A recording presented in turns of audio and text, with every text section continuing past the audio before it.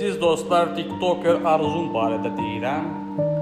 Çoxları işi gücü atıb, hər zamanki kimi o Xoşqədəm xanımın efirlərə baxdığı kimi xana nənələrimiz mənə sual verirdilər ki, bu Arzu xanımın məhkəmə məsələsi necə olacaq? Onun günahı var, yoxdur? Təbii ki, hakimlər qərar verəcəkdi və verdi.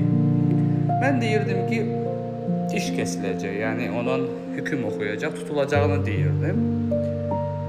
Çoxları mənə sanki onu qərar verən mən imiş kimi qəzabla, zadla ağzına gələnlər deyirdilər.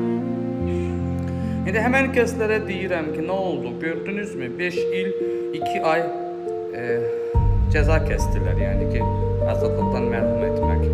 Yəni bunu mən deyən hiss etdiyi şeyləri dedim də bugün baş verdi. Yəni bunu mən eləmədim ki, niyə görə məndən acıqlı sualın cavabı verəndə rəftar edirdiniz ki, hər zamanki kimi mən hisslərimin nə deyirsə onu sizə demişəm və o da bugün çıxdı. Neysə, qapıları Allah açsın.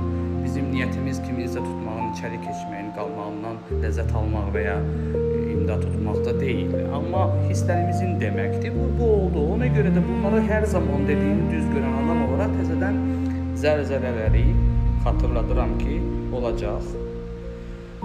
Büyük sellər daha çox olacaq, həm də daha çox gələn bu il və gələn illərdə bizi yandıracaq qədər istiliklər olacaq. Bunlara qarşı dua oxu, Allahdan istə və özünüz də biraz da düşünün, hərəkət edin ki, gələcək bəlalardan necə qorunmaq lazım olduğunuzu düşünün. İran savaşını daha böyüyəcəyini hər zaman demişəm.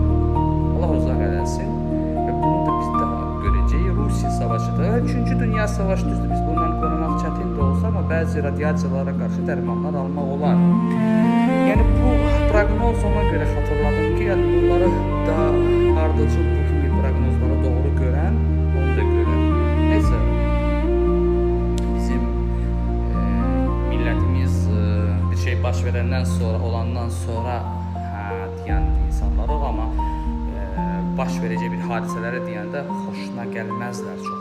Sən bunu niyə deyirsən, falan deyirsən, ekstrasiyasın işini baş verəcək hadisələri və xataları sizlərə demək, eşitdirmək, çətin vəziyyətdə olan insanlara o vəziyyətdən necə çıxmaq lazım olduğunuzu yolları göstərmək budur, əziz dostlarımız.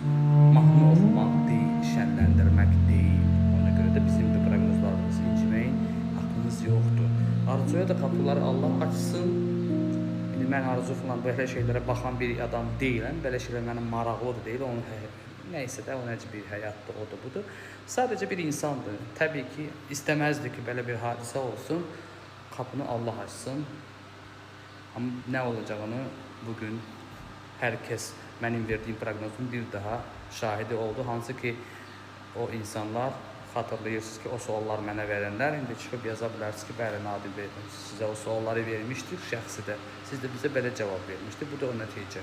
Deyərsiniz, əgər şəxsiyyətiniz, mənliyiniz varsa, həmən adamlar çıxsın desin ki, sənin dediyin oldu. Sağ olun, öpürəm.